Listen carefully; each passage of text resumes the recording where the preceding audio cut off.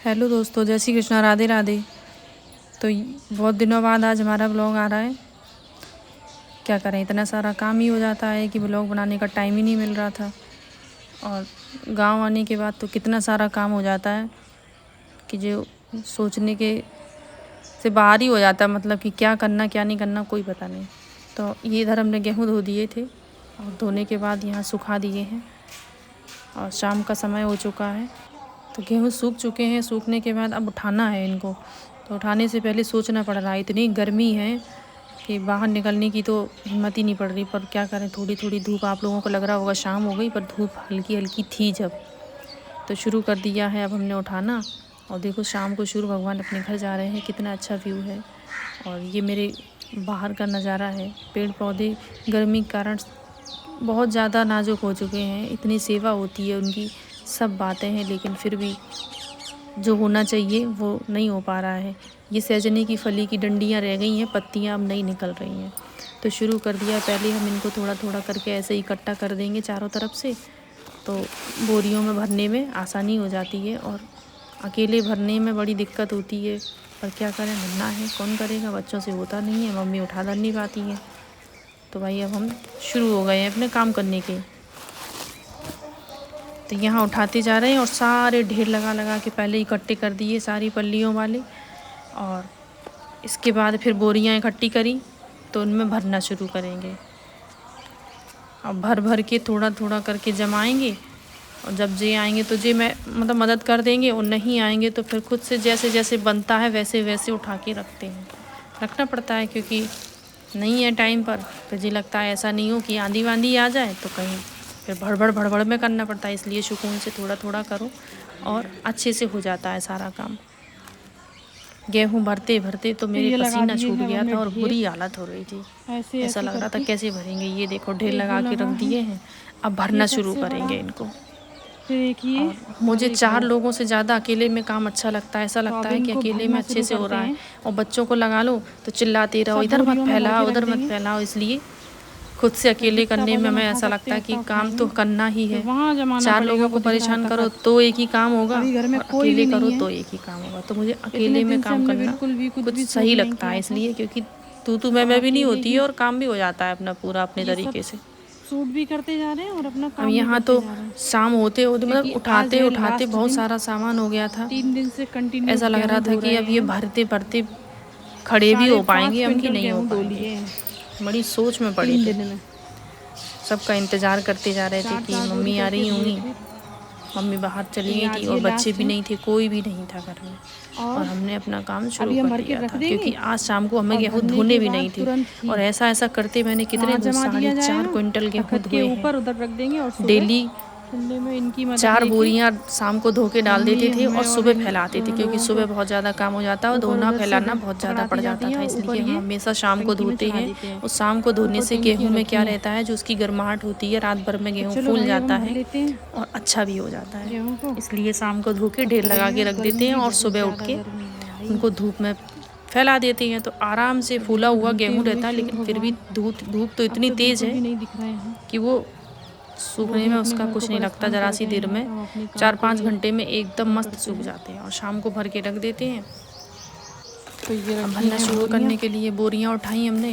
तो पहले सोचा था कि 4 बोरी की 8 बोरी करेंगे, लेकिन 8 बोरी की वजह से और इनमें ही भर लेंगे, एक और ले लें। 8 की वजह से कितनी बोरियां करना पड़ी थी। 8-9 बोरियां में थोड़ा थोड़ा करके भर दिया तो उनको उठाने में आसानी हो रही थी। तो ऊपर छत पे ले जाने में आसानी होगी। तो बोरियां भरना शुरू करते हैं। अब हम शुरू कर लें भाई भरना। और काम तो लेते हैं, फिर दिखाएंगे आपको। किसी को लगे या न लगे, लेकिन अब हम क्या बताएं, करते करते देखो कितना अंधेरा हो गया है। और हमने 4 बोरी गेहूँ धुले थे। 4 बोरी की बजाय हमने 7-8 गेहूँ में आधे आधे करके भरे। और कि मतलब कम कम रहेगा तो उठा के रखने में बड़ी दिक्कत नहीं आएगी और आराम से भर जाएगा।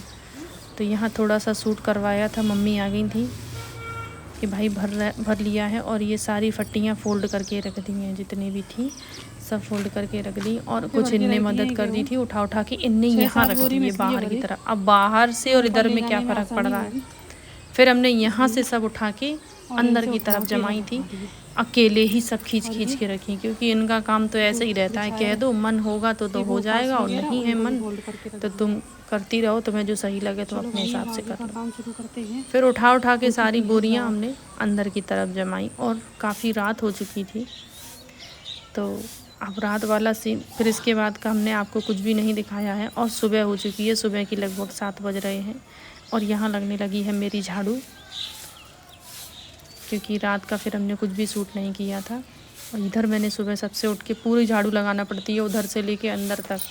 तो बड़ी झाड़ू से झाड़ू लगती है तो खड़े खड़े लगाते, अब ये छोटे बहारा से झाड़ू लगती है, तो इससे तो बैठ के ही लगाना पड़ती है। और मेरी भी बड़ी कमर दुखती है, अब कि खड़े खड़े काम नहीं हो पाता। तो देखो भाई, झाड़ू वाड़ू लगाने के बाद कंडीशन ऐसी हो गई है जैसे किसी ने मार लगाई हो।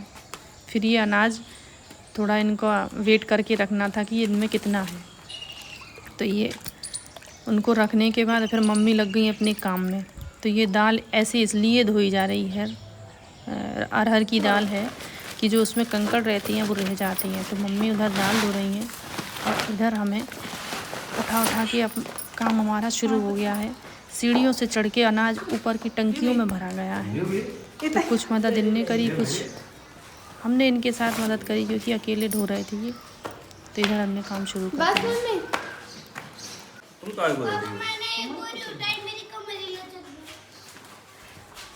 तो इधर डुग्गू बोल रहा था कि मैंने ज़रा सा उठाया तो मेरी कमर ही लचक गई, कह रहा था मेरे सिर पे रखो।